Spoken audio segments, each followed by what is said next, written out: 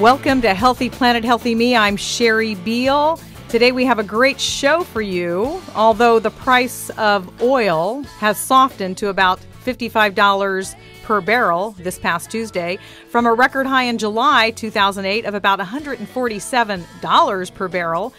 The global supply of oil will decrease exponentially as the demand increases unless we aggressively and immediately start to wean ourselves off of oil and onto clean alternative energy.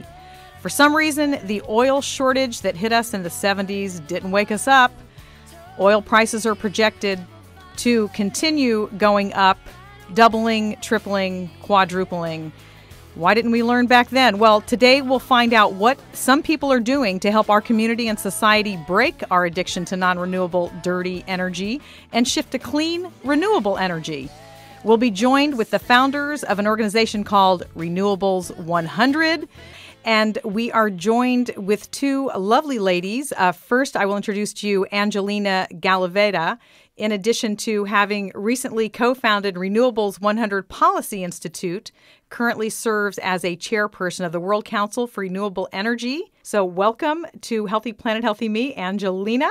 Thank you, Sherry. Great to be here. And also we have joining us Diane Moss.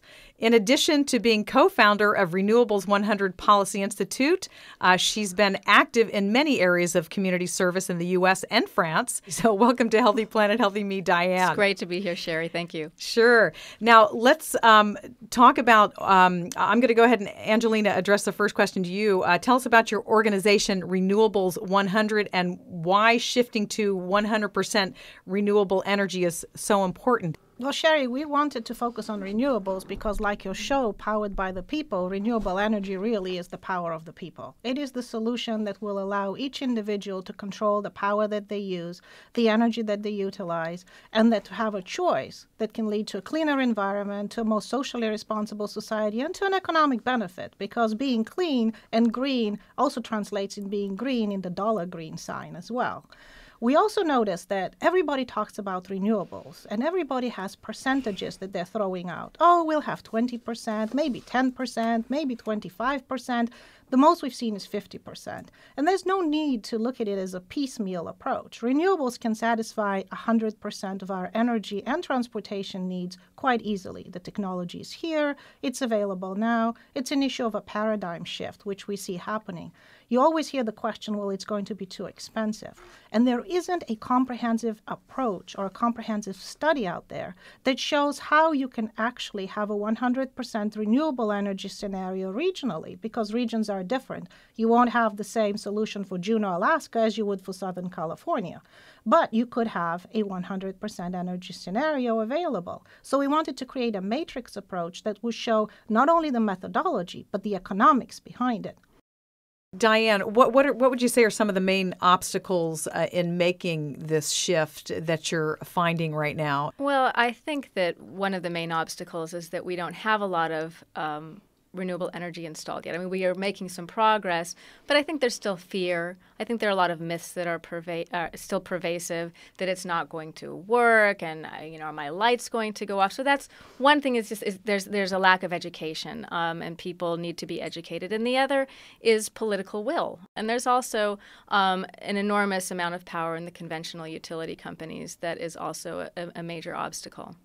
Do you feel, Angelina, that we actually have the technology, that the technology is ready? Do you think we're 75% there? The technology is here. It's proven. You can have microgrids. You can be powered by 100% renewable energy. We're going to need to focus on additional technologies that will help us. It won't happen overnight.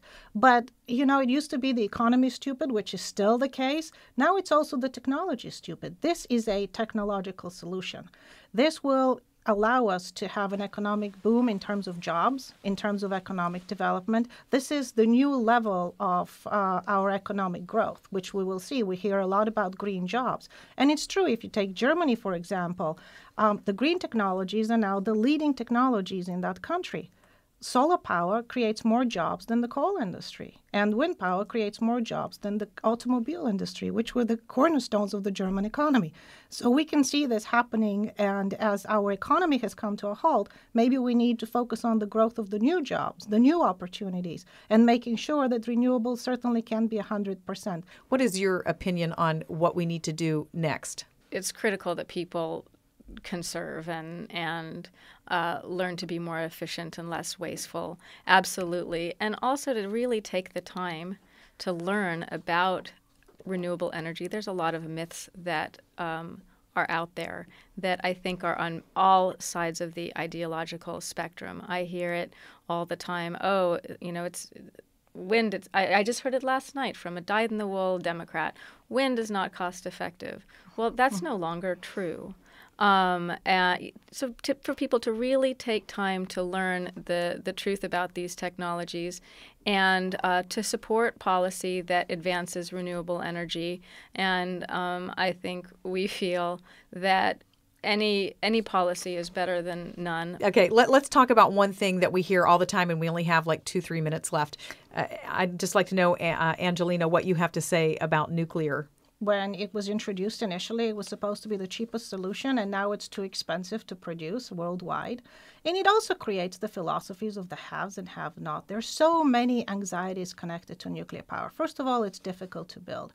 Second of all, it uses resources that are finite, and only very few countries have these resources, such as Russia, Nigeria, and Australia, and some others. But it's a very finite resource, which is not endless.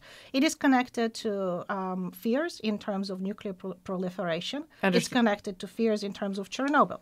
And it is completely 3 Mile unnecessary. Island. Yes, and 3 Mile Island. I am from Eastern Europe. I lived through Chernobyl. I know it's political, and it creates the philosophy of countries being able to say, we deserve it, we want to have it, and those countries deserve it, and they can have it, but others cannot have it because they're too dangerous and they're rogue nations.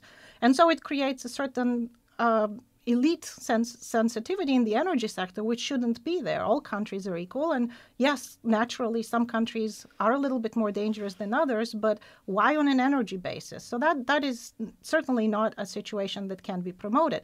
We can certainly have a package that excludes nuclear. We don't need it. It's not clean. 50,000 years for the nuclear waste. We don't know what to do with it. We don't know how to store it. It is certainly not safe. And absolutely unnecessary. Not. Right. I'd like to thank so much Diane Moss and Angelina Galiteva for joining us today from Renewables 100. Stay tuned.